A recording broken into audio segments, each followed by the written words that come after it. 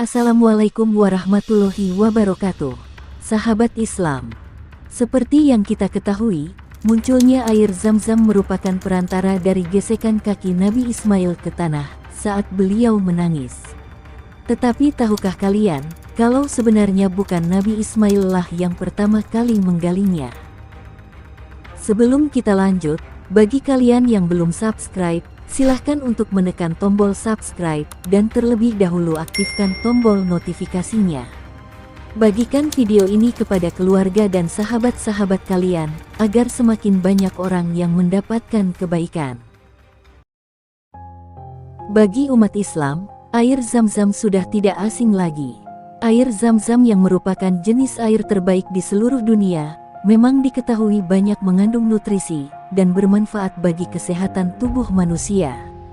Air Zam-Zam merupakan bukti kekuasaan Allah Subhanahu wa Ta'ala dan begitu istimewa. Sejak awal tercipta, sumur Zam-Zam tidak pernah kering dan terus mengalir meski dikonsumsi oleh jutaan manusia. Namun, tidak banyak yang tahu siapakah sebenarnya yang menggali sumur ini. Kita pasti sering mendengar bahwa asal-muasal sumur ini dari kisah Nabi Ismail alaihi salam, yang saat itu menggerak-gerakkan kaki ke tanah sambil menangis karena kehausan. Sedangkan sang ibu, Siti Hajar, berlari dari Bukit Sofa dan Marwah, berusaha mencarikan air untuk putranya Ismail yang masih bayi. Setelah berlari hingga 7 kali dari Bukit Sofa dan Bukit Marwah, akhirnya memancarlah air yang kemudian diberi nama Zam-Zam tersebut. Namun, apakah air ini memancar begitu saja, atau ada yang menggalinya? Menurut sumber yang valid dari beberapa hadis, ternyata air Zam-Zam tidak memancar begitu saja, namun terlebih dahulu digali. Bahkan Siti Hajar melihat sendiri siapa yang menggali mata air yang tidak akan pernah habis hingga hari kiamat tersebut. Lantas siapakah sebenarnya yang menggali sumur Zam-Zam?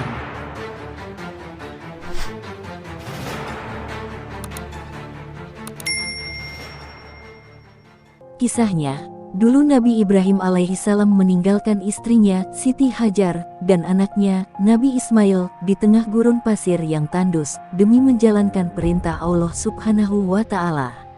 Dengan perbekalan seadanya, Siti Hajar bertahan hidup. Karena perbekalan itu habis, dan Nabi Ismail yang masih kecil menangis karena kehausan. Siti Hajar pun mencari bantuan, dengan berlari bolak-balik, dari Bukit Sofa ke Bukit Marwah untuk mencari air, dan tidak membuahkan hasil. Saat mendekati Marwah, ia mendengar sebuah suara misterius. Dalam sebuah riwayat dijelaskan, mengenai kejadian ini. Ini adalah kejadian yang mendasari tradisi jamaah haji berjalan antara Sofa dan Marwah. Ketika Siti Hajar mencapai Bukit Marwah, untuk terakhir kalinya ia mendengarkan sebuah suara. Kemudian ia diam, dan mendengarkan dengan penuh perhatian. Ia mendengar suara itu terus-menerus, dan berkata, "Wahai, siapakah engkau? Engkau telah membuatku mendengarkan suaramu. Apakah kamu memiliki sesuatu yang dapat membantuku?" Dan ajaib, ia melihat satu malaikat di lokasi Zam-Zam tersebut, sedang menggali tanah dengan tumitnya atau sayapnya. Hingga akhirnya memancar air dari tempat itu. Ia lalu membentuk tangannya seperti mangkuk, dan mulai mengisi tempat air minumnya yang terbuat dari kulit dengan air yang menggunakan tangannya. Dan air itu lalu mengalir keluar setelah dia menciduk sebagian diantaranya. Dalam hadits Sahih Bukhari, air Zam-Zam ketika itu keluar sangat banyak. Bahkan dalam riwayat itu dijelaskan, sumbernya tidak hanya satu. Keadaan ini membuat Siti Hajar mencoba membendungnya dengan menggunakan tanah yang berada di sekitarnya. Seandainya Siti Hajar tidak membendung air Zam-Zam itu, maka saat ini kita akan menjumpai banyaknya sumber mata air Zam-Zam di Mekah. Tapi semua itu tentu pasti ada hikmahnya.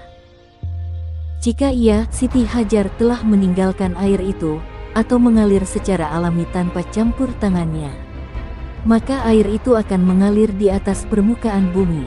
Dalam Sahih Bukhari, Sementara malaikat yang dikisahkan tadi, ternyata ia adalah malaikat Jibril.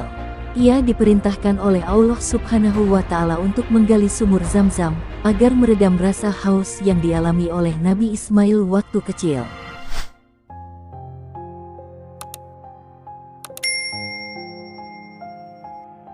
Sahabat Islam, tidak hanya itu saja, ternyata air Zam-Zam saat ini banyak manfaatnya.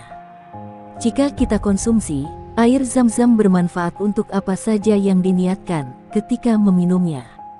Dalam sebuah riwayat disebutkan, air Zam-Zam bermanfaat untuk apa saja yang diniatkan ketika meminumnya. Jika engkau meminum dengan maksud agar sembuh dari penyakitmu, maka Allah Subhanahu wa Ta'ala menyembuhkannya. Jika engkau meminum dengan maksud supaya merasa kenyang, maka Allah akan mengenyangkan engkau. Jika engkau meminumnya agar hilang rasa hausmu, maka Allah Subhanahu wa Ta'ala akan menghilangkan dahagamu itu. Ia adalah air tekanan tumit Jibril, minuman dari Allah untuk Nabi Ismail. Hadis ini diriwayatkan oleh Daruqutni, Imam Ahmad, Ibnu Majah, dari Ibnu Abbas. Sementara itu Imam Ibnu Qayyim al-Jauziyah memberikan catatan, air Zam-Zam adalah air yang terbaik dan paling mulia dari semua air yang tertinggi kedudukannya, yang paling berharga, paling mulia, dan paling bernilai bagi manusia. Sumur Zam-Zam digali oleh malaikat Jibril, dan airnya yang Allah Subhanahu wa Ta'ala gunakan untuk memadamkan rasa haus Nabi Ismail alaihi salam. Salah satu keajaiban air Zam-Zam adalah tidak mengering di gurun pasir Mekah yang panas dan kering. Jutaan peziarah, bahkan miliaran yang berkunjung ke Mekah dan Madinah, membawa air Zam-Zam ke negara asal mereka, karena meyakini air ini penuh dengan keberkahan. Kemunculan sumur Zam-Zam itu sendiri mengarah pada pondasi pemukiman lembah di Mekah. Air Zam-Zam memiliki arti yang signifikan bagi umat Islam. Air Zam-Zam ini berbeda dengan air alami dari segi kandungan mineral dan fitur radiologinya, sehingga punya khasiat menyembuhkan banyak penyakit. Sumur Zam-Zam sudah sangat tua, berumur lebih dari 4.000 tahun. Terlepas dari kenyataan bahwa sumur Zam-Zam ini sudah sangat tua, uniknya, tidak ada pertumbuhan biologis seperti ganggang ataupun partikel jamur di dalamnya. Keragaman mineral yang terkandung dalam satu tetes air Zam-Zam tidak dapat ditemukan di setetes air dari tempat lain di muka bumi ini, sehingga membuat air dari sumur Zam-Zam ini tidak hanya suci, tetapi juga unik dan juga sehat. Kualitas air Zam-Zam dan kemurniannya tidak dapat diubah, bahkan setelah dicampurkan sejumlah bahan kimia dan mencoba mengubah komposisinya. Oleh karena itu, kemurnian air Zam-Zam tidak hanya sehat dan sangat bermanfaat bagi tubuh manusia, tetapi juga merupakan sebuah keajaiban.